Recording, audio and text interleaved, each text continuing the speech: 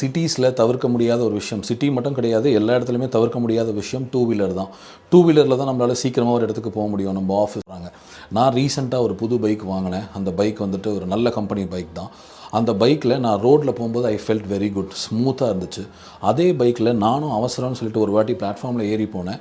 எனக்கு வந்து அந்த பிளாட்ஃபார்மில் ஏறுற இம்பேக்ட் வந்து எங்கள் ஸ்பைன்லேருந்து நெக் வரைக்கும் ஃபீல் ஆச்சு. பொறுமையாக ஓட்டுங்க, பிளெயின் ரோட்டில் ஓட்டுங்க. எங்கள் ஏரியாவில் ரோடே சரியில்லைங்க அப்படியா, அந்த பாட் ஹோல்ஸை பார்த்து பார்த்து பொறுமையாக ஓட்டுங்க.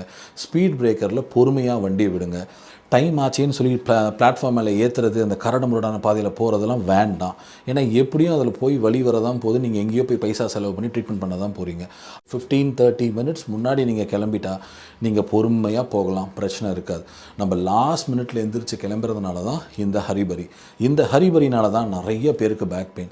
கிட்ட கொண்டு போய் உங்கள் ஷாக் அப்சர்வர் நல்லா இருக்கா, நல்ல கண்டிஷனில் இருக்கா, அதை சர்வீஸ் பண்ணால் போதுமா இல்லை மாற்றணுமா,